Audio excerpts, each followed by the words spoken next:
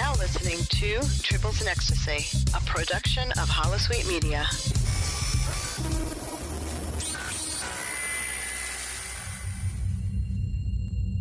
This is Admiral James T. Kirk of Federation Starship Enterprise. Your presence here is an act of war. You have 2 minutes to surrender your crew and your vessel, or we will destroy you. Admiral Kirk, this is your opponent speaking.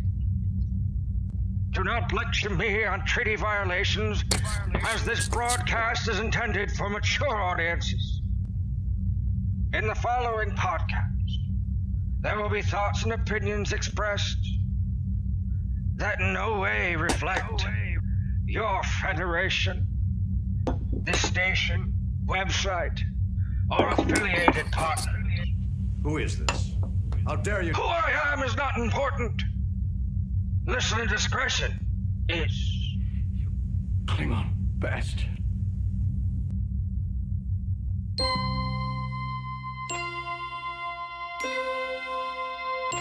Space, the final frontier.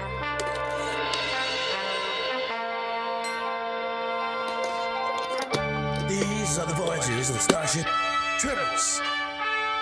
Her ongoing mission to explore strange new worlds, to seek out new content and new stuff, to follow the go where no podcast has gone before.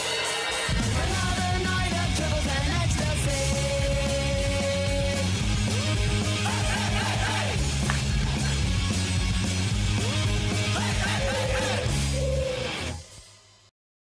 Hello and welcome to episode 272 of Tribbles and Ecstasy. I'm your host Midnight Shadow, and joining me in the studio we've got Sunseal. Welcome, Sun. Hey everybody! It feels like it's been forever. Yes, it's been a while. So, first of all, we're gonna kick right off with an interview.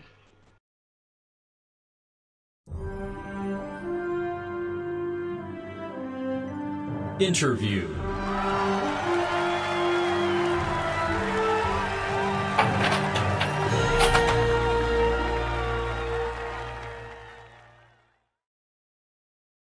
So, we welcome someone from Space Command today. So, hello, Mark. Hello, glad to be here, Midnight. First of all, would you like to introduce yourself, who you are, what you Sure. do, and of Yeah. course, what Space Command is? Absolutely. I'm Mark Scott Zickrey. I'm the author of The Twilight Zone Companion and Guillermo del Toro's Cabinet of Curiosities and the Magic Time trilogy of novels, but I've also written a ton of television, hundreds of hours of network TV as a writer-producer. So some of my credits include Star Trek The Next Generation, Deep Space Nine, Babylon 5, Sliders, Friday the 13th, the series, Space Precinct of all things, Smurfs, He-Man, Super Friends, on and on and on and on. And also I co-wrote and directed and executive produced Star Trek New Voyages, World Enough and Time, starring George Takei, which was nominated for the Hugo and the Nebula, and I'm very proud of that. It was done without a studio or a network, and so more recently I decided to do a new series called Space Command that would be a hopeful vision of the future, that would be inspiring in the way that Star Trek was inspiring to me when I was a kid. And so I reached out to Doug Jones, who's in Star Trek Discovery now, in The Shape of Water, and Robert Picardo from Star Trek Voyager and Stargate Atlantis, and Mira Furlan and Bill Mumy, with whom I worked with, and Bruce Boxleitner also, with whom I worked on Babylon 5, and Mike Harney from Orange is the New Black, and James Hong from Big Trouble in Little China and Blade Runner, and on and on. And we shot the 2-hour pilot and actually shot 35 minutes of the second 2-hour story and the opening of the third 2-hour story. I've actually written the first 8 hours and outlined hours 9 through 12, which is the first season. And so we raised our initial money on Kickstarter. Then I sold investment shares, and that got us to this point. And now we have a new Kickstarter campaign to help us with visual effects and post-production on the 2-hour pilot. And so it's been an amazing journey. I'm having a great time. Now, the description for Space Command is it's a bold new sci-fi adventure, starring sci-fi legends, and has a real retro feel and an optimistic view. Yes. So, Can you explain the sort of retro feel and sort of you do when you look at some of the artwork for the ships, you think the 1960s? Yes, yes. Well, I grew up in the 60s and 1970s, and so Star Trek came on when I was around 10 years old. So it was a huge influence. But I was also reading extensively in the genre. So I was reading Robert Heinlein and Arthur C. Clarke and Isaac Asimov and just everybody, you name it, Theodore Sturgeon, etc.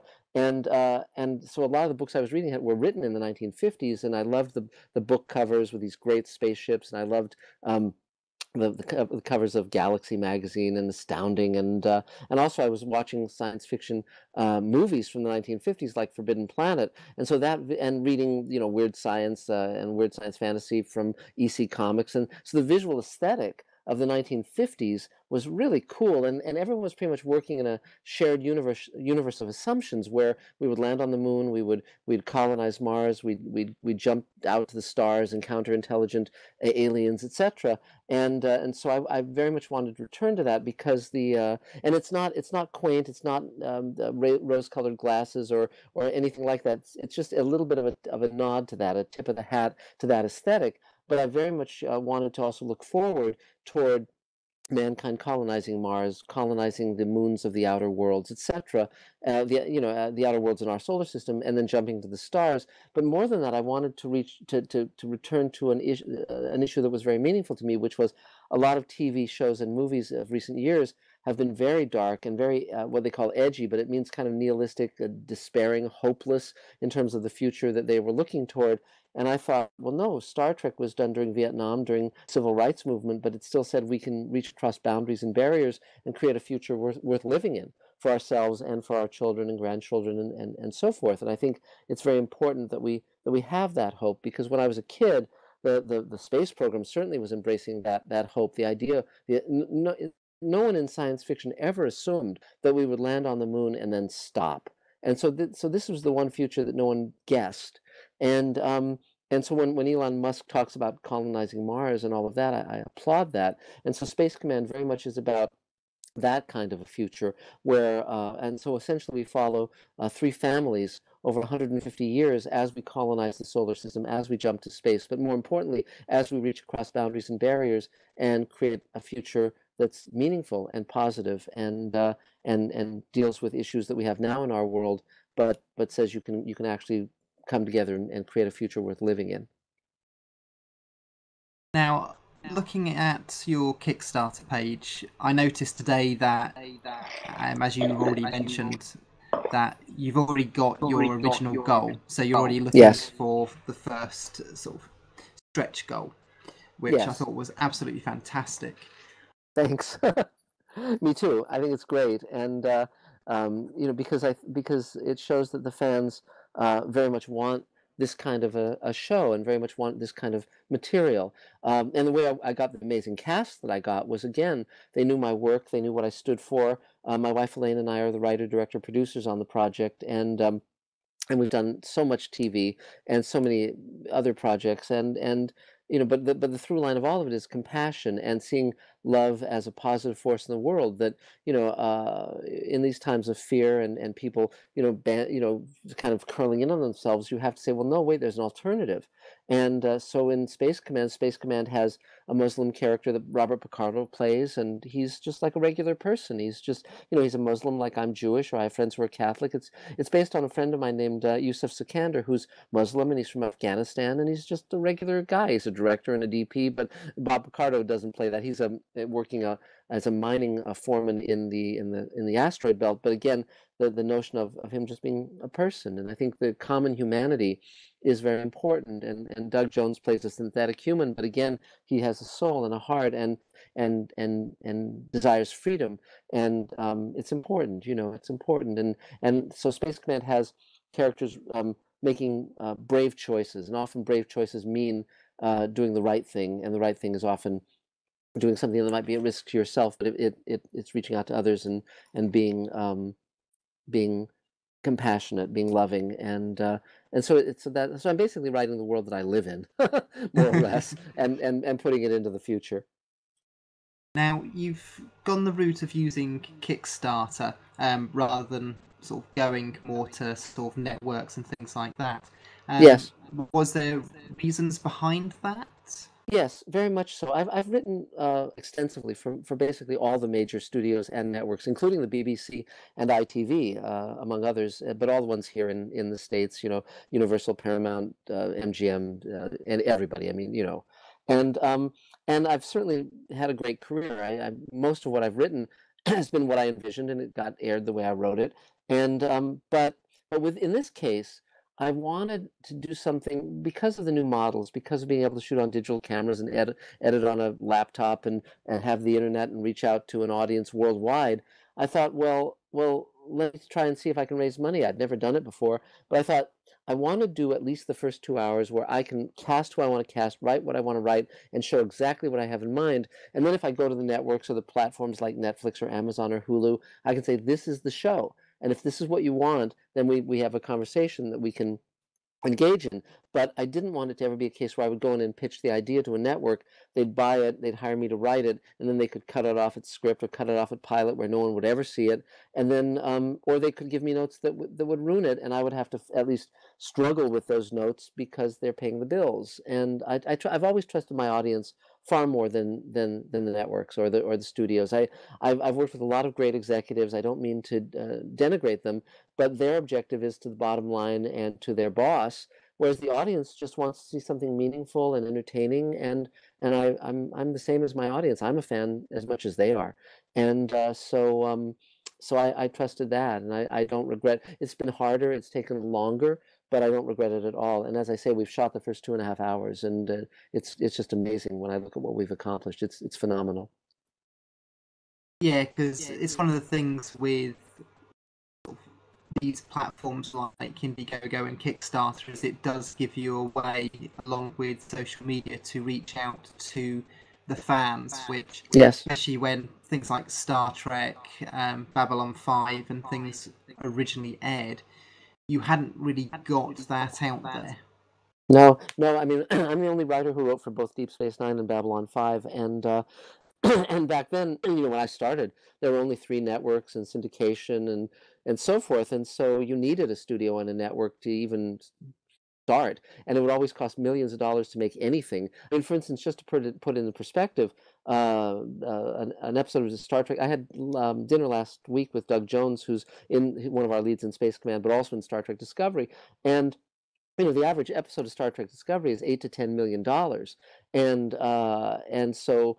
But Doug wants to do meaningful work, so obviously he's happy to be in Star Trek Discovery, happy to be in The Shape of Water, which is Guillermo del Toro's new film. But he also was equally thrilled to be in Space Command because he wanted to work with me, and also the role was terrific. And I wrote, and for once he doesn't have to be hidden behind a mask, so you can actually see his face. And he's got an amazing face, a great sensitive, expressive face. So I'm glad that we're showing what he really looks like. And but again, the way we did it was we did our first crowdfunding campaign. Our initial target was $75,000, and we hit $221,000.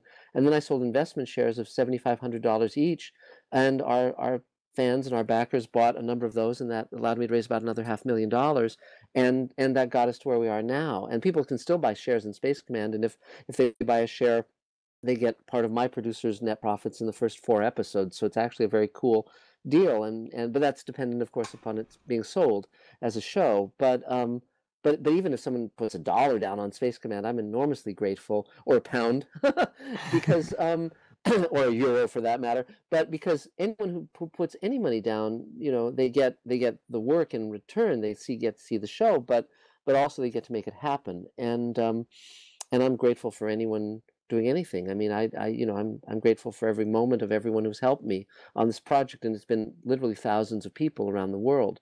And the funny part was that because thousands of people financed it, I thought, well, why don't we see if 2 of the leads, if anyone anywhere in the world can audition for 2 of the leads? So we had the worldwide talent search where anyone anywhere in the world could audition for Captain Kemmer or Cadet Bradbury, and we got 7,000 inquiries and 1,200 videos because Wow. people could just download the scenes and shoot their own audition anywhere. We got people from Ireland, people everywhere, and ultimately we had we cast 9 actors in various roles, including Captain Kemmer and Cadet Bradbury, and wonderful actors, and that would not have happened if we hadn't had the internet and this wonderful new way of doing things. And I would never in the world go back to 3 networks and shooting on film. I love the new model, absolutely love it. Yeah, it's definitely the way of the future. I know when it came to Star Trek Discovery, there's been a lot of fans that have been really against the fact that it's on a streaming service. Yes. And to me, I think they're just looking to the past way too much, because streaming is where it is. People want it when they want it, not when the network says we're showing it at this time slot. Yes, I agree. But it's fascinating. I think it's really interesting that the Orville and Star Trek Discovery have come out at the same time, because it's 2 very different philosophies and 2 very different approaches to that material. And Space Command is also, again, yet another approach to a space-going show. And I'll be very excited when we're able to share. Our goal with the Kickstarter campaign is to find. We've hit our goal. So the goal is to finish the first 35 minutes, get that out to our backers and to the fans at large, and share that with them, and then move through the rest of the hour and a half of the 2-hour pilot and finish that and get that out as well. And we have 1,900 visual effects shots in the first 2 hours, which is an enormous amount. There's no episode of Star Trek Discovery that would have that many. A big feature like Star Wars might not even have that many. And but I've always been very ambitious, and I don't, I'm and a bit crazy, and but I've managed to pull it all off in my entire career. And if anyone wants to watch the Captain Sulu episode that I did for Star Trek New Voyages, you can go on my YouTube channel, Mr. Sci-Fi, and you can watch that entire episode there. And I was thrilled by that. It's an hour long, 700 visual effects shots, and it's just a superb piece of work. I'm very proud of it. And George Takei is spectacular. And I cast Christina Moses as his daughter. She's now starring in the originals. She's going to be in a new show called Condor in the fall, or I guess in the next few months now. And she did another show called Containment recently. She's an amazing actress, and she'll be in Space Command as well down the road, and as will Armin Shimmerman and a number of other actors that I love working with and work with any chance I get. Now, you mentioned that you've already penned 8 episodes. Yeah, well, 8 hours. Yeah, absolutely, and outlined hours 9 through 12, and the first novel is written, and yeah, we just keep going, and so there's a lot of fascinating things, and because we jump back and forth over 150 years between the generations of these families, and so and you get to see the cause and effect of things, and it's very funny because Robert Picardo actually plays Armin Shimmerman's grandfather in the chronology. So they've been laughing about that, and Bill Mumy, who from Lost in Space and Babylon 5, I've known him since I was 7 years old, and we get to see who his son is, who his granddaughter is. It moves back and forth, and it's great fun in that way. I love that. Mira Furlan, we get to see many generations of her family, and certain characters are viewpoint characters. Doug Jones is a synthetic, so we see him throughout the entire 150 years, and Mira Furlan plays a genetically altered human who's very long-lived and very hard to kill. And so, again, she's a viewpoint character where we meet her at one point, and then we jump to many years later, and she still, looks pretty much the same. And yet, her daughter, who has not got that genetic modification, she ages just like a normal person. So it's a very interesting relationship, and very interesting to study how the sort of the flow of the story. And we also meet aliens, and they're very, very different from humans over the course of the show. And initially we start in our solar system with slower than light drive, and ultimately we discover faster than light drive, and then we go out to other systems. But so we will encounter aliens, but they're not just going to have bumps on their noses. They're going to be very, very different from humans. And we meet several species, and see what that how that changes humanity. Good. Now, we mentioned the ships a little bit earlier. Yes. Who created those models? Are you behind that, or have you had someone doing that for you? Well, yeah, we've had a great design team. The initial design for our hero ship, the Paladin, was a Star Wars artist named Dave Dorman, and then Tobias Richter in Germany, who's a terrific visual effects artist, took that and elaborated upon it, modeled it in CG, and it's a great design. And then we have an alien ship that's 5 miles long, that's an ancient ship. It's 200 million years old. It was designed by a race called the Ema, a very mysterious race that we don't see for a long, long time. And that it's dug up on Mars. It's by Mira Furlan. She's a xenoarchaeologist, and it's a very mysterious artifact of this ship. And what we did for that was we had a contest, and Lightwave, which is one of the CG modeling programs that's used on Walking Dead, it was used on Star Trek and many other shows, Battlestar Galactica. They had a contest with us where anyone anywhere in the world could design an alien spaceship, and the winner got to be in Space Command. And so Nicholas Alanis, who's an Italian VFX artist, he came up with this phenomenal design, and the initial version of that design was by my friend Ian McCaig, who's our character designer. He designed Darth Maul and Queen Amidala and Rey in The Force Awakens and Rocket Raccoon, and he's designed many of our characters, but he also did a first crack at this alien ship. We took that initial design, and Nicholas Alanis went way, way, way beyond that. He's a starting point, and the ship is just phenomenal looking. And on the Kickstarter page, you can watch our little video, and you can see both of those ships in some scenes from Space Command. So you can see how remarkable all this stuff looks. I'm thrilled with it. And it was also fun with Ian because I wanted to design the uniforms for Space Command, and I said it can't look like Star Wars or Star Trek, and he came up with something unique and wonderful, and I was thrilled with that. And again, the trick is always to come up with something that looks just spectacular and something ideally you haven't seen before, but you love when you do see it. Yeah, well, I was impressed yeah, I've actually backed it myself. Thanks. But yeah, when I checked, because I think I was back at 201, and sort of checked again a couple of days later, and you're already at 422 backers, and you've still got 30 days to go. I know, it's great. It's great. And I haven't even really started reaching out to my friends to bang the drum. I mean, I'm going to reach out to Guillermo del Toro and Neil Gaiman and all these people I know. So, and I'm sure they'll spread the word quite far and wide.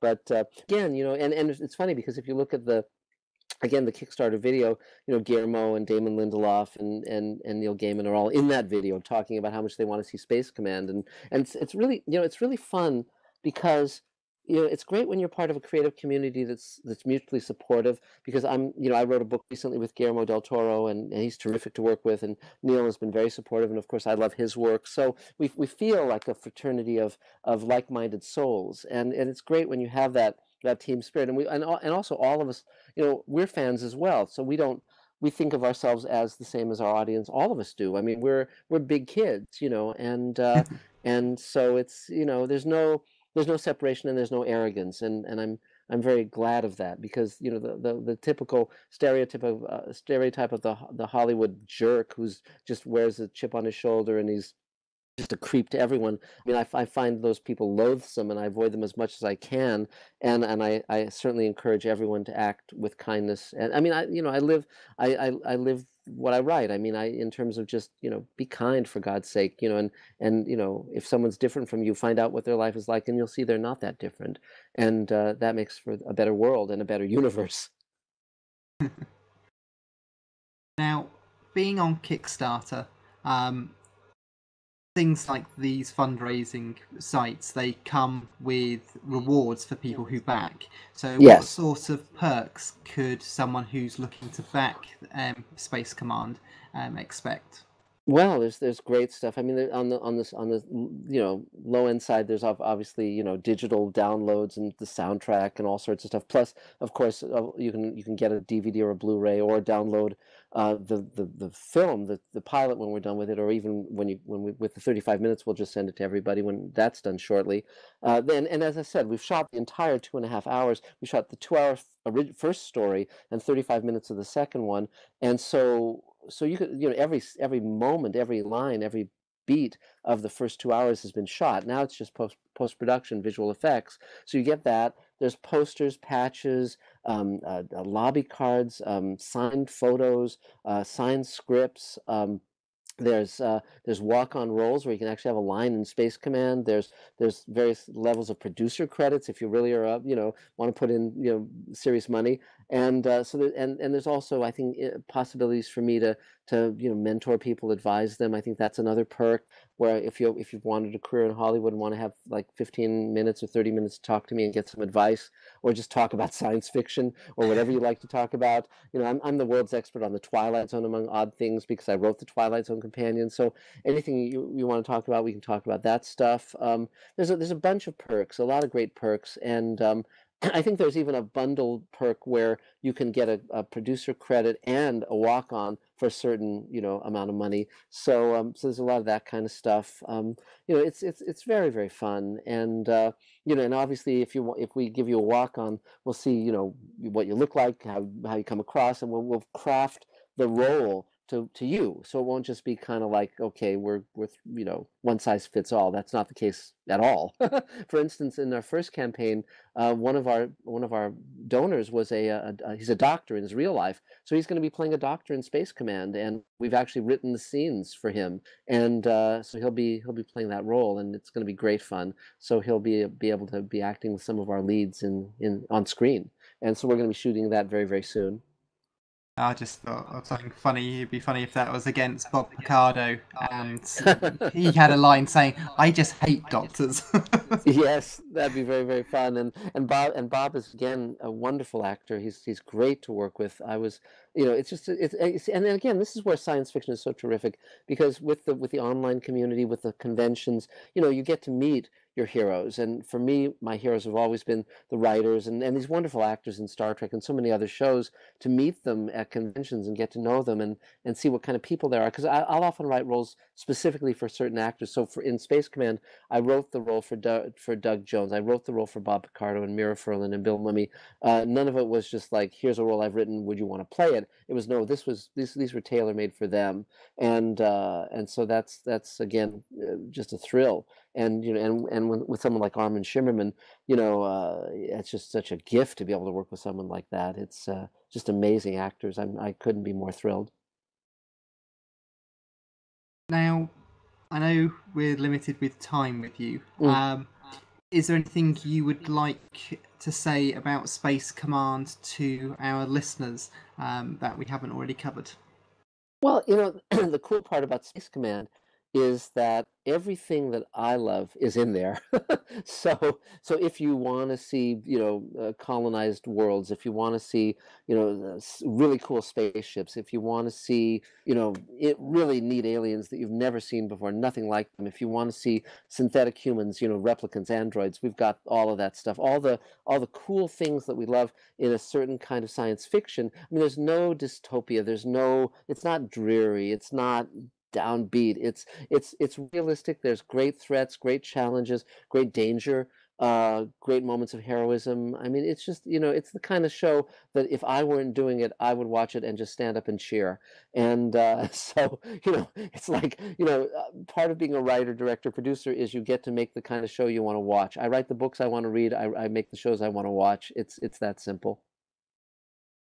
Well, I wish you all the best with the Kickstarter. As I said, you've had an amazing start with it so far. And thank you. Yeah, hopefully that will continue. Now, yes, you've mentioned with your so far with your extra goals that you're looking to finish off part 2 of Redemption. Yes, yes. Go ahead. Yeah. I was going to say, if you, of course, get the 80,000 that you're looking for that goal, will you have extra goals for further episodes? Yes, yeah. We've basically broken the 2-hour pilot into 4 acts, and so each act is roughly 30 minutes or so. So we're raising the money initially to finish visual effects, to finish sound, to finish music, color correction. But the big money item is visual effects, of course. And so once we get to that, where we can actually complete the first 2 hours, and as I say, every bit of that 2 hours is shot already, so it's just the post-production stuff. Then we move on. We've shot 35 minutes of the second 2-hour story, so then immediately we move toward shooting the rest of those 2 hours. And most of that 2 hours takes place on an alien hibernation ship. And my art director has already been designing that ship, the interiors of it. We already have the exterior designed, and so then it's just we build we rent a space, build the set, pull together our team, our actors, and we shoot it. And so that one, and again, all of this is being done for a fraction of what a show like the Star Trek Discovery or Game of Thrones would cost. But the level of production that we're being able to pull off, because we don't have a studio or we don't have the same overhead a studio has, so we can do so much more for a little amount of money. And so then we'll shoot that, and then we'll continue raising money to do post-production on that, and then we'll move on to episode 3, where we've already shot the opening sequence of that one, and on and on. We'll just keep going. And if we get a network or a platform to pick us up, then that just brings us more money and makes it all get completed all the more quickly. But we're committed to continuing shooting Space Command. So the more the fans step up and underwrite us, the faster we can go, and the better it all goes. So we're moving forward and continuing no matter what. Cool. So of course, importantly, can you give people ways to contact not just yourself, but anyone else who wants to sort of donate or just reach out for Space Command? Sure. Well, in terms of the Kickstarter campaign, you just go to Space Command Redemption, or probably if you just type in Space Command, it'll come up. I think it's on the Kickstarter landing page. It's one of the projects they love, and so you can just click through that to reach me. I have a YouTube channel called Mr. Sci-Fi, and you can subscribe to that. And I'm posting about science fiction every week or so, just talking about science fiction movies and TV shows and books. I have the markzickrey.com website. I'm on Facebook. I'm on Twitter. And you can reach me at markzickrey@gmail.com. I'm always happy to hear from people, and so I'm very, very gettable in that regard, and because again, I'm the same as any fan walking the streets. I love all this stuff. It's Star Trek warped me when I was 10. I've stayed warped. I'm like a bonsai tree. Well, thank you very much for spending some time to chat with us. And happy to do it. I wish you all the best with the Kickstarter, and hopefully you get everything that you're wanting to. Well, thanks very much. I really appreciate it, Midnight, and hopefully we can talk again soon. I've really enjoyed it. Well, you're welcome back at any time. Great. Well, we'll talk soon, and we'll see how the campaign goes, and maybe we can maybe we'll get together when I'm in the UK soon. That'd be great. That'd be terrific. Well, great. Well, thanks again, and we'll talk soon. Thank you. Bye. Bye.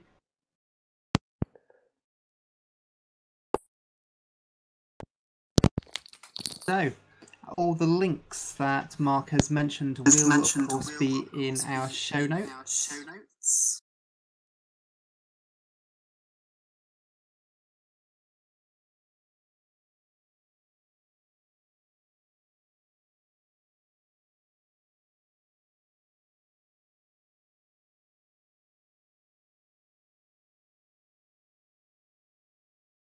So, next up, let's head over to Star Trek Online News.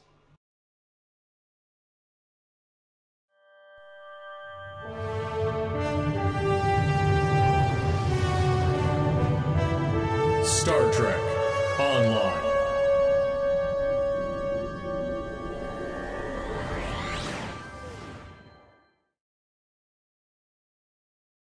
So, there's not been too much that's been released since we were last on the air. I know it's been a while. I do apologize. It's been a while. It's been a while since anyone's heard from us. It's not been too long that we've actually recorded something. Yes, it's just been a long time since I've had the ability to actually post it and edit it. So, yes, as previously mentioned, I'm training for a half marathon. So, it's been hard going, to say the least. So, yeah, I will be getting... We've got 2 episodes. 1 episode I just released on the site, but I've still got to put it out on social media, so by the time this episode is released, they should all be out. And, yeah, I'll be doing the editing for the one that I was unable to make, and I will be doing that tomorrow. So, you should probably just cancel that episode. That episode's like nothing but ranting because you're not there to go, yeah, but, and just infuriate me into silence. No sane voice to calm you down. So, Star Trek Online. We've got a lifetime subscription sale that's currently on. That started on the 2nd of November and that's going through to the 7th of December. That's $100 off. It's usually $300 or just under, and it's now down to just under $200. So, as I've said before, I myself have got one and still enjoy it. So there's lots of perks, and of course links will be in our show notes if you would like to find out more information on it. The current event that we have on, which started on Patch Day, which was November 9th, that is the Mirror Universe. So once again, we're being invaded, and you collect 14 transporters to get 50,000 dilithium ore, 500 fleet marks, 250 reputation marks, and at the end of it you get the new Mirror Universe phaser dual pistols. And I think it's actually, I've seen a tweet by one of the developers. I didn't only briefly glimpsed it. So this is actually something we've seen on screen before in one of the Mirror Universe episodes. So they're like agony phasers. Probably. I haven't actually had a chance to check out stuff. I only managed to get in game sort of yesterday. But yeah, every time I go to get in game, I start the patch and then something else happens. Don't get in game, and yeah, it's been a while since I've been able to get in. But I did have a good couple of hours that yesterday actually finally played, which in recent months has been a rarity. So it was fun to get back into it. So yeah, trying to finish off my previous Mirror Universe project. I've got 5 of them to do. And well, do them on 2 separate characters, because the Mirror Universe thing is a universal or account unlock this time. Yeah, well, all the things have been universal unlocked for the accounts. You've been able to get them in the account reclaim. So, but no, I have lined it up on my main character because I've been all so busy with sort of the half marathon training with work, family, and sort of other things related to podcasts that I'm not sure how much time I'm going to be able to spend on 2 characters, so I may as well just do it on my main one, because then if I start it, then I remember to finish it next time it comes around. Of course, this isn't a weekend event, so it's not one of these that you can start and then work on another weekend event to finish it off using the new system that they introduced. It must have been a couple of months ago now. So just be aware of that. But of course, it doesn't disappear if you haven't finished it. And the transporters that you're actually collecting are the same each time they bring it back. But it just means you're going to have to wait several months before you can try and get the rewards again. So, but no, I do enjoy the Mirror Universe. It's also a brilliant mission to actually level up your starships as well. So, this is definitely true. It is difficult having a character that you specifically keep out of fleets, so out of access to all the super uber duper best fleet stuff ever. Specifically to see if a kind of a lone casual player playing the game free to play would even compare at all to some of these. But my meta in gamers And it's nice to know, yeah, you're wholly, constantly outclassed in DPS by people who have all the best consoles. It's a little disheartening, too. I mean, I guess it's one way to make people want to join a fleet, but at the same time, there are kind of only a few fleets out there that have all of the tier 5 best stuff anyway. I mean, most fleets are small fleets that are still struggling to get to tier 4 in some respects. Yeah, but it's also one of the reasons why the Armadas have helped, because it means you can team up with a fleet that has the top stuff. So you can just speak in an Armada chat and say, can I get an invite? And literally everything that you want to buy, you can do just by getting an invite to their fleet starbase or other fleet holding, apart from the fleet ships. I think that's still the only thing in game where you have to be part of that fleet in order to purchase it.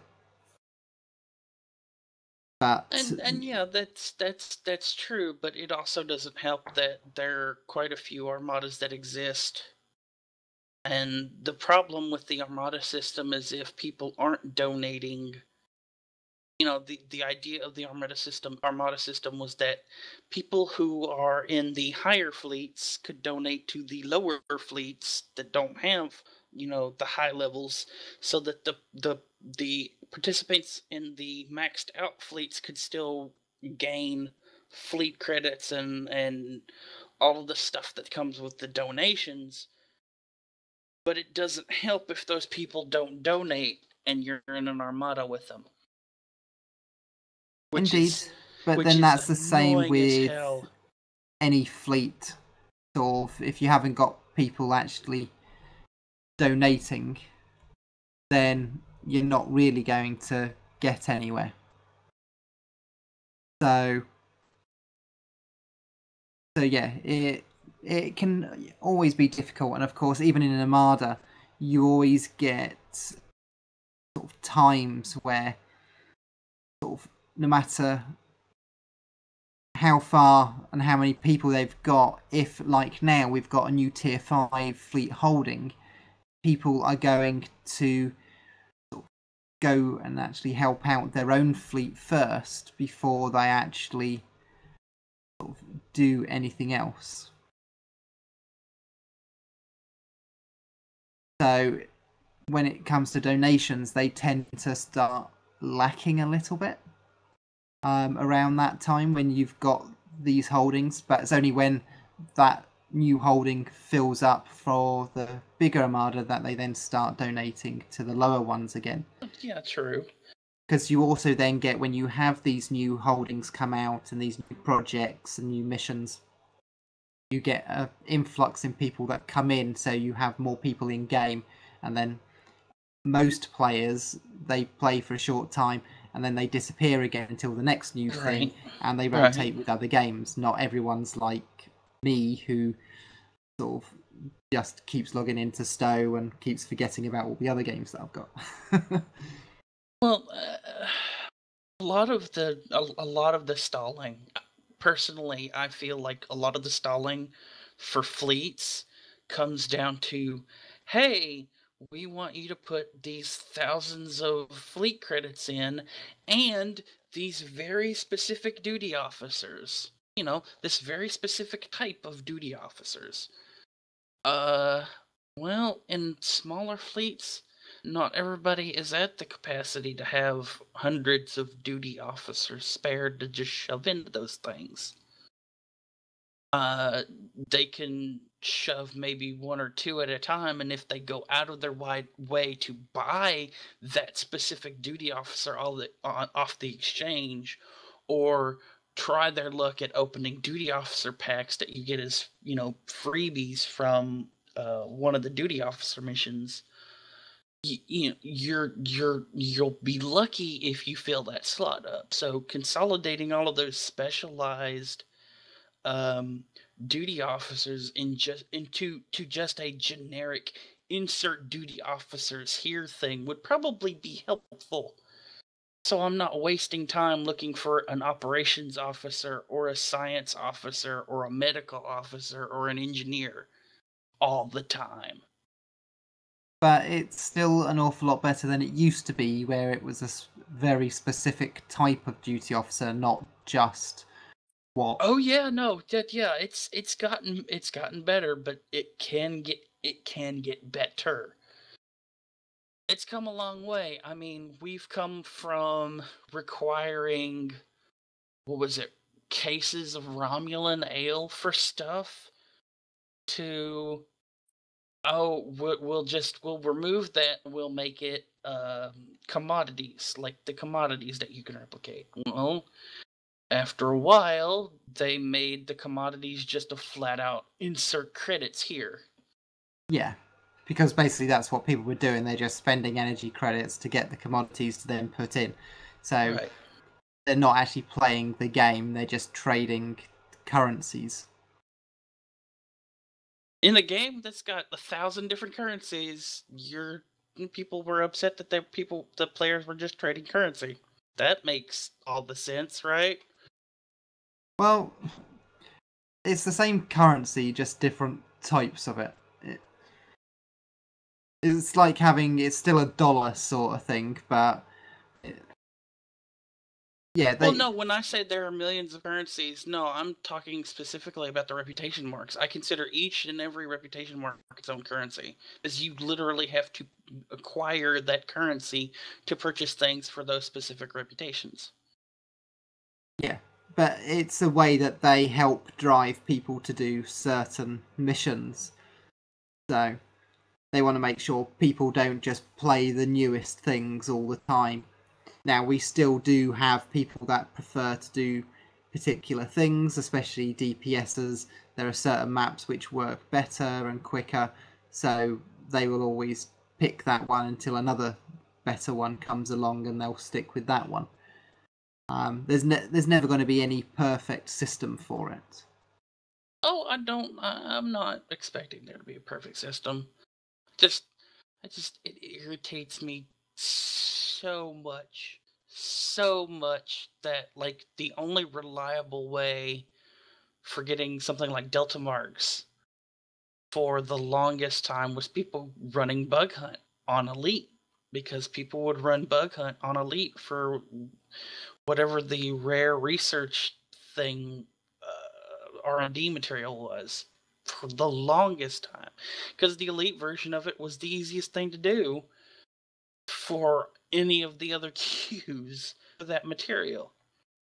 And now people are just off doing other things, and I've not had a bug hunt queue pop off in like the longest time. So I wind up having to go down to the what's the name of the place with the basically the adventure zone with the body snatchers, you know? Oh, the There you salt go. vampires. No, not the salt vampires, the body snatchers. Literally take your dead corpse and make it part of their race. Oh, Kabali. That's it. See, I'm terrible with names. You'll have to forgive me, everybody. Yeah, basically go down to the Kabali Adventure Zone to get Delta marks. And I'm sorry, it was fun the first go round, but doing it again and again and again ain't that fun. Now going and doing the dinosaur thing and in the Dyson sphere, that's usually pretty fun. I must admit, I didn't, because, well, I always prefer space anyway. But when it came to the Kabali one, I actually found it pretty easy to gain marks. So, although I completed all the core missions, I don't think I ever went round to do all the sort of auxiliary ones around the areas, because I didn't need the marks to go do that. Right. And I completely understand. You know, for a lot of people, they didn't necessarily have to do that. But Like, when it's the third time of you trying to disarm a mine and somebody runs straight through the bastard on their way to doing something else and blows up in your face, it's like, I really want to do something else to get more marks than sit here and do this and get 5 to 10. I understand. So, on the topic of holdings, Project 3 has been released to sort of add functionality to the new colony utility. So you can get a communications tower. So that will be placed at the far end of the island. So that's usually, what, 200,000 dilithium to get that? It's usually what? I said to complete the extra sort of cosmetic projects, they're usually about 200,000 dilithium, aren't they? Oh yeah, the cosmetic projects for fleet holdings are usually about 200,000 dilithium, and then with the discounts from the mine, I think it's around 170 if you've maxed out the mine to tier 3. So you've got all 3 discounts. Yeah, you get a nice sort of percentage off it. So it always helps to get the dilithium mine up and running to tier 3 if you can, as one of the first holdings that you work on. That's what I tell everybody. If you're going to do a fleet, if you're going to get into the fleet system as a new fleet, the number one thing you absolutely need to do is max the dilithium mine, because if you don't, it will be an even further slog, because you'll be wasting a bunch of resources into getting all of the other holdings leveled up when those resources can get knocked off as a discount for completing the dilithium mine. Yeah, and also part of the dilithium mine gives you an energy credit discount as well, doesn't it? Well, yeah, because it used to be a reduction in the required amount of commodities. It was a commodity discount, but it's now been changed to an EC discount as well. Yeah, so, and of course those discounts apply for any holdings. So it's not just stuff on the dilithium mine, it will actually be anything else that you slot in for everything else. Okay. Basically. So, there have of course been some patches since we're last recording. Now, one of the changes actually was for the Colony World fleet holding, and they changed the threshold for getting batteries from the mini games. The breakpoints are now every 100 points with a maximum reward of 900.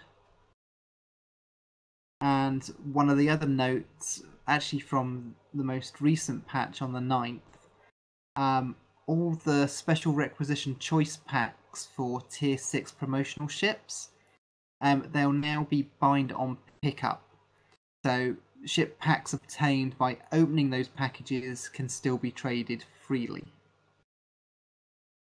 And some of the issues that are currently in-game is editing missions in the Foundry is temporarily unavailable. And if you go to the event calendar and you go away from November to go to December, well, it's missing all information because it thinks I think it was January 2000. Oh no! It finally caught up with us, Midnight. The Y2K bug is here! I did think that. So it made me chuckle. I thought, well, what does it do? So I went and had a look. Now, one of the other things that I've actually... Night Moon Wolf 21 in chat says 1999. I'm sure it was 2000 it said on the thing. Or unless he's talking about something else.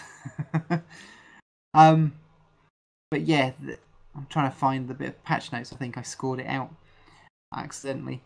there's in the game now, you've actually got stuff appearing in your trays being in your inventory now, such as your hover packs and your surfboards. Oh yeah, you can now leave those in your inventory slots instead of actually having to equip them in your gear slots and use them. It's like pets now. Yay! Yeah, Now if only the Christmas devices will become like that. I hope they do. But yeah, when I was in game yesterday, I saw thinking I haven't got them equipped. Double checking because I was about to run a ground mission. Nope, they're not. It's like, oh, that's cool. So yeah, I looked out for those on the actual patch notes themselves. I do want to point out two notes from previous patch notes that we did not cover because we did not record at the time that these patch notes were released that I found absolutely hilarious. One of the patch notes was resolved an issue that caused chairs on the TNG Galaxy Bridge to be mislabeled as park bench. That was funny. And in that same bit of patch notes was personnel working outside of Earth Space Dock should now remember to use an active environmental suit. Hey, Marv! We got a floater! Oh dear. But yeah, given the fact that we've got the power boards and floaters to be used from the inventory, I can see them doing that same functionality for the Christmas stuff. Because yeah, that's always an absolute nightmare trying to slot them in. Then you go to run a mission, and then all of a sudden, why isn't my gun firing? You have no gear because all you've got is Christmas stuff, and it affects nothing. It's like, damn it! And it's just like, okay, swap around. Someone fires at you. It's just like, damn it, can't even swap around. Go away. It's just like, oh. So yeah, I so wish that they'd get loadouts for ground because it'd be so good. Because when it comes to things like the summer event previously, and when it comes to the winter event, I will often stop running ground missions purely for the reason that I get fed up of keep remembering to swap out all the stuff. So it's just like, screw it. I'm just running the stuff for Christmas. I'm not going to bother with it. So, I mean, at this point, I could quite literally make my banking character, quote unquote, the Christmas tune, essentially. Yeah. Because every other character kind of has a purpose except him, because like the whole reason of his existence was, hey, the Tuffley freighter is uber cheap right now. I'm going to buy it for the commodities of the fleet holding, and then like a month later all of that changed, and I'm like, fuck me. But he's also my banking character between all of my other accounts. So, like, if I've got another account that acquires something that is account tradable, or is something that is really worthwhile that I can hold on to, or sell eventually, trade it off in the account bank to that character, and it'll sit in that character's account or in that character's bank instead of taking up all of the other characters' banks. Yeah. Because, trading the Mirror Universe ships is still quite a lucrative business opportunity. I once had so many Mirror Universe ships that people at the time weren't wanting them. I could not give them away. So I binned them all. And about 2 years later, the way that they changed, they also brought in the Admiralty system and things like that. Mm-hmm. They became popular again, and it's just like, oh yeah, damn it! But even with banking fleets and things like that, I had so many Mirror Universe ships that I at one time I just thought, screw it, I'm getting rid of the lot. So... I was actually really, really smart with the whole thing, because when they said, oh, we're finally making these ship boxes have a vendor sellable amount, I went, ooh, ooh, once that amount gets known, the prices are going to drop. And that for that first week, they bottomed. Like, the market actually just tanked. And so I was buying boxes left and right, and says, I know, bastards, I know you bastards are trying to get rid of these, but I've been playing Eve far too damn long. I know these are going to become popular again. Bang. So yeah, I've been slowly selling off boxes, 4 or 5 million a piece. Especially the KDF ones, because those kind of fell the most, because I mean those were 5 and 6 million a piece for some of the like I mean even the mirror carrier itself. And you know, the boxes were still coming out, and it's like gobble gobble gobble gobble gobble gobble gobble gobble gobble, and just let them sit. And now they're anywhere between 7 and 10 million a piece, and I'm like, cha-ching. Yeah. But no, I'd literally filled up something like 4 trays of the fleet bank once with Mirror Universe ships. Oh my god, all that money! And I just didn't have any room for it, and I'd got a load in my account bank, and I'd got some in my inventory, and this was before we got extra space as well. And it's just like, I wish you had told me. I would have set aside some room in my banking character just for your boxes, Midnight. but yeah, it was just like, as I said, it is still a couple of years later that it actually happened. But yeah, no, it's one of those things where you go, this is an investment. I know I'm spending a whole bunch of money now, but it will be worth it. I just have to wait. Never mind. But no, I had waited for so long, and yeah, as I said, I couldn't even give them away at one point. So it was just like, do you want some Mirror Universe ships? I've got lots of copies of basically all of them. Why did you never ask me? I would have taken them all. But yeah, when I did sort of like some of the quizzes and events in Stowe, got. She was using them as prizes too, because you couldn't give them away. But well, I used them for prizes, but eventually it's just like, oh, does it have to be a Mirror Universe one? I've already got them because like everybody had them. And of course, this was a time when, as I said, there wasn't the Admiralty system, so you didn't get the extra cards for that. So right. All it was doing was using up ship slots because you didn't have the dry dock either. So, right. Of course, if I'd got them now, then yeah, I could keep them, or at least use them to get the card for the Admiralty system and then bin them. But yeah, I wasn't interested in flying them because they never excited me. A lot of people don't really think about this, but you know, the people who grab the boxes and then turn around and try and sell them, it never crosses their mind to open the box at least once for the card. And well, I mean, now they want the boxes for the card, but at that time it never occurred to them to open the boxes, because not only now do they have the card for the Admiralty system, they all also came with unique skins, Mirror Universe skins for those ships. Yeah. So I'd got a couple of them, but as I said, I never used them. So I don't like the Mirror Universe design, so I just never ever used it. So I just thought, screw it. Goodbye. So yeah, dump the whole lot. See, I've been doing that recently with the some of the quote unquote booby prize ships too. You know, when a new lockbox comes out, I'll look at whatever ship's the lowest, and I'll snag a whole bunch of them, and I'll just sit on them for a while because their price will go up. I mean, I'm still selling the sphere builder thing.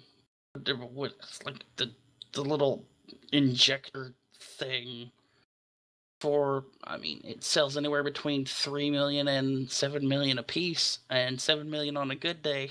Oh, you can go through 3 or 5 boxes. And it's like, yeah, buy low, sell high. That's the way the market works. Thanks for all the years in Eve. So all those people that laugh at hoarders. Now you know where those people make their money from. Yeah. Okay. Well, that's all I've got down for Stow News. Unfortunately, I haven't had any time to go through any of the stuff for consoles, but my aim is to do that for the next episode. So, sorry, console guys and gals. Just have to go through to the arcgames.com website to find it out for the moment. You know what I'm not seeing in our show notes either? Timelines. No, because it's just basically been basic events, and I hadn't had a chance to gather any of the information. So I was getting they were still doing the Discovery thing. I don't know when that ended though. Discovery hasn't ended yet.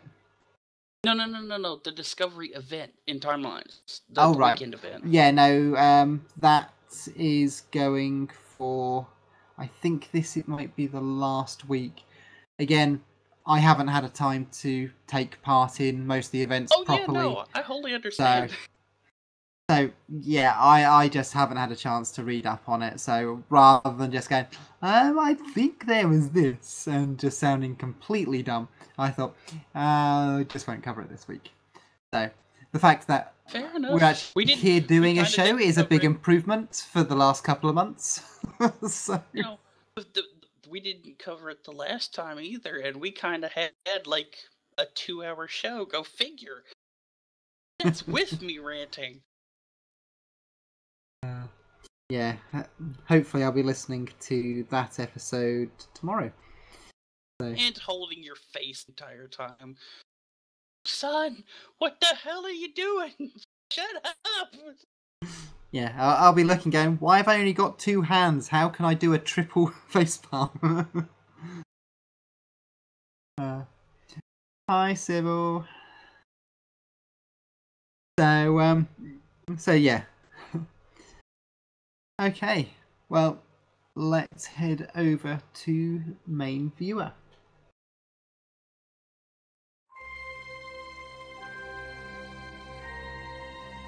Main viewer.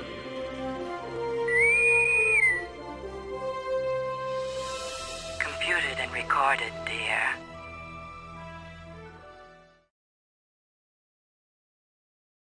So, son, have you actually been you have been watching Discovery? Yes, I have so been you're all watching up to Discovery. date. So Thanks to this beautiful little app on my tablet, but I can't tell nobody because I think it's quite all that legal. So, but yeah, I've been watching the episodes, and even with the last episode that just came out with Kirsten Fire trying to fix all the problems, I still only have one. You know how my big thing was, please don't kill Saru. It would be stupid to kill Saru. Saru's kind of like the best thing on the crew, right? Ever since the Tardigrade episode, I've only had one thing. Saru now has to die. I'm sorry. There's no getting over it. Even with this newest episode and making Saru the meek, helpless, hunted person that he's supposed to have always been, he still kind of chose to end another creature's existence. Especially a creature who is a lot like him, used solely for a single purpose to the crew of the Discovery. And he would choose to kill that thing to find the captain. I'm sorry. you didn't just lose all your cool points, you lost all your reason for me to champion your existence points. So I'm okay with him dying if he dies now. But no, it's okay, because at the end of that episode we redeem him by saying, go save the creature's life. Bullshit! You chose to sacrifice this thing. Out of everything, you didn't know if it was sentient or not. You didn't know if it knew what was going on. All you knew was that it could power the thing, and that you wanted the thing powered because you wanted to find the captain, and you chose out of everything to sacrifice the thing, who didn't even have a concept, or even if we could understand the concept of the needs of the many outweigh the needs of the few. But you still chose to sacrifice the thing. The thing could have been the last of its existence, and you still would have chose to sacrifice the thing. Yes, but isn't that part of what he's been saying to Michael Burnham, is he will do a better job of protecting his captain? Which is bullshit! But that's the whole thing, and it's the same thing. If you've got family or friends or captains or whatever, you will choose to save them above other people. And that's the whole part of humanity and choices, which is what that's addressing. Sort of, he was weaker for making that choice. But he then became, in a way, the hunter. It turned the tables. That's what that was showing. He then realised what he had done and said at the end, look, go help that creature. He realised he had done wrong. He had become what he fears most. But it also kind of proves that this hate and animosity he has for Burnham is utterly pointless. Which is why they've also been getting on better in the most recent episodes, especially if you look back to the original. I'm not sure if I would call getting the crap beat out of you for doing what you were ordered to do getting along better. He'd had his mind a bit frazzled by an alien energy, whatever. So it's not completely on him. He sort of. So yeah, there are circumstances. I'm not entirely sure if that's the case. This is literally the guy who said, with a single breath, I will do a better job at protecting my captain and crew than you did. And then in this episode by Kirsten Beyer, who I admit I'm going to give her the benefit of the doubt for the next episode to see if she can smooth out a whole bunch of the shit that's gone on. At this point, in this episode, here he is going, but this race is so pure. I have to protect them. Yeah, even over your captain and crew that you just vowed to protect better than Michael Burnham did? Please, go off and die. As I said, he was altered because of his contact with an alien species, which is something we've had happen in basically every single series of Star Trek. But see, that's the thing. We say we're led to believe that he was altered. He quite literally shows in the episode he was not altered in the way we think he was, or the way that we're led to believe he was. Every action that he took after the mind meld, let's call it, with this alien species was his own action and thought process. It wasn't because of being altered. It was because of being shown how they live. And everything that he did was to protect them and keep them out of the war, which meant him abandoning Lorca and the Discovery. which is counter to everything he keeps saying all the damn time on the ship. As I said, what he saw made him feel safe for the very first time. And basically, fear is a very strong emotion. You do things you wouldn't normally do when you're afraid. And Well, that's of course. that's what's happened here. He has done something that he wouldn't normally have done. He had his first taste of freedom, and he wanted more. That's literally what I said watching the episode when he was in, like, the sick bay. Like, for the first time, I did not know fear. It's like, and you wanted more.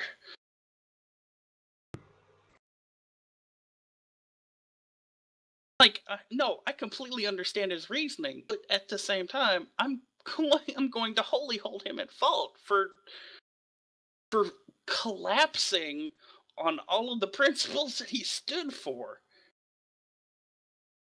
Because he had that moment of peace, and then got hauled at, then got his normality back.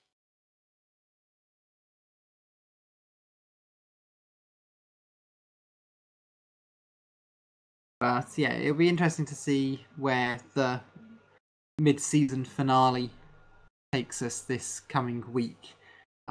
We were told there would be consequences. I don't know what all of that means, but I don't know. I eagerly anticipate the downfall of certain characters in the show already. Like I've said before, there are only 2 redeemable people on this entire ship to me, and it's the not chief medical officer doctor and Tilly. Those are the only 2 redeemable people on this entire ship. Everybody else is a fucking asshole. And Burnham is an asshole because she's right all the fucking time. That's what makes people hate her. Yeah, I get that a lot. That's literally why the fan base hates her, because she's right. She's always been right. She will always be right to some extent because she's the main character. True. So, the final episode is to be, or the mid-season final episode is to be aired the 12th of November. And for those outside of the US, that'll be the 13th of November. And we will not see Discovery again until January the 7th. So that's when it gets returned. And then we haven't actually had a date from Netflix, but I'm assuming they're going to keep on the same schedule, so it means everybody else will get it on Monday 8th. I hope the second half of the season is a complete... I'm going to say it right now. What I've seen of Discovery, I hope the second half of the season is a complete reboot of the entire series. I am not sorry whatsoever for saying that. Well, I very much doubt it, but I've been enjoying it. I'm really liking what I've seen so far. Because I can handle Stamets being an asshole. I can give Lorca a degree of leniency in being an asshole because he's a warrior type.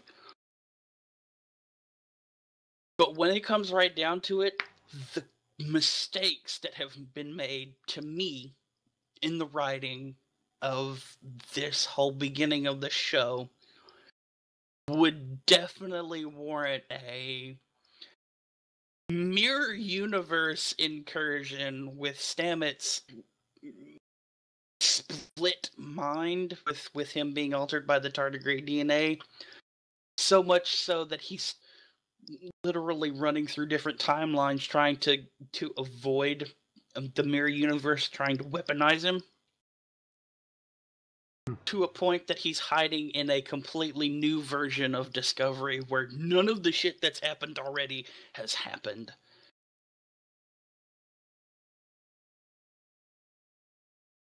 I mean, you still got basically the pilot's layout, but none of the other stuff that's happened on Discovery and Burnham being a traitor, quote unquote, had all in, you know, none of that stuff has been happened. It's all been a different outcome that occurred during the first meeting of the Klingons at this point. I would be okay with it. It'll be interesting we'll to see have to where wait they and do see. go. So, but yeah, it has been renewed for a second season. So, yeah, time will tell. I don't even mean the second season. Just they're taking this break. I mean, they were still in the middle of filming the second half of this first season when they started the season itself. So Yeah. it would be interesting to see if the second half of just this first season was a reboot of the entire series already. I'm not sure it would be. But Oh no, don't get me wrong, I don't think it will be, but it would be very interesting to go, hey, you know what? Here's a thing that happens that allows us to reboot the entire season. Because, man, was that opening really rough on all you guys and all of us, because all of these things do not make sense.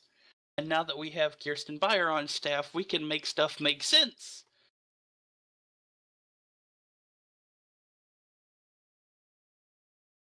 okay. Well, that's all we've got for this week, and hopefully we'll be back next week at full strength and with a full list of show notes ready for a, well, I say normal size show for us. For other people, it's a very long show. Oh yeah, oh yeah. I will say this: the first episode we've released already in the interim. Yeah, episode 270, 270 has been posted on the website, and 270 has some community questions, if I recall correctly. I couldn't remember. I didn't post them because I didn't have them in the show notes. So if we asked them, we didn't make a note. I apologize if I made a community question and did not write it down. So I'll have to go back into that, listen to that episode myself. But guys, come Wednesday or so of next week, you'll have 3 episodes to listen to. Oh my god, the amount of stuff that will come out of Alex in all 3 of these. I don't look forward to next week. I don't look forward to all of that reading and talking. But I'll do it because it's my job. Okay, well, thank you all for joining us, and thank you for Mark for telling us all about Space Command. I must admit, I'm really looking forward to seeing what happens with that. What were your thoughts? Honestly, I am looking forward to Space Command. I just didn't want to say anything because there was still quite a bit of echoing going on from his audio pickup, and you know how I talk, so anything that I said through somebody else listening would have been picked up on his mic and would have been echoed back. So I just kept quiet. But yeah, it looks to be a good setup. What they've shown so far in the previews look really good. They've got some great people behind it and in front of the screen as well. So yeah, it will be good to see what comes out of all that. So, as I said, I've already backed the Kickstarter because I did like what I saw. So, I would love it if it had a original series Battlestar vibe to it. I would love that because how it looks reminds me of that. Yeah, that was the first thing I thought, especially with the colours as well. The first thing I thought was Viper, but there's another ship it reminded me of, but I could not think what it was. So it's just like, So know. Maybe that will come to me later. Kind of also reminds me a little bit of The Last Starfighter, too. Okay. Well, thanks again for But joining with us. with a name like Space Command, I expect they'll have to defend Earth from asteroids at some point, right? Well, we do know that Robert Picardo is going to be based in the asteroid belt, so you never know. There you go. Okay. Thank you all for joining us, and until next time, take care. Bye, everyone.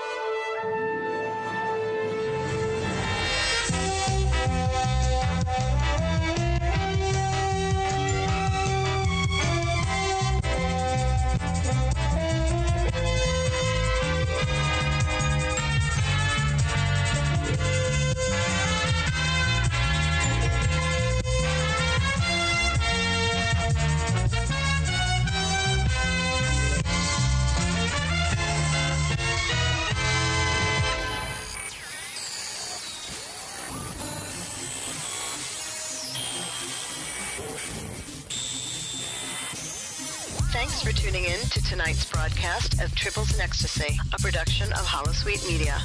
Be sure to check Holosuite Media, iTunes, and Stitcher Satellite Radio for our remastered shows and more. You can follow us on Twitter at Tribbles and XTC, or if you have any questions or comments, please send an email to tribblesandXTC@gmail.com. Join us next week for another episode of Tribbles and Ecstasy, the only place where Tribbles and Klingons are friends.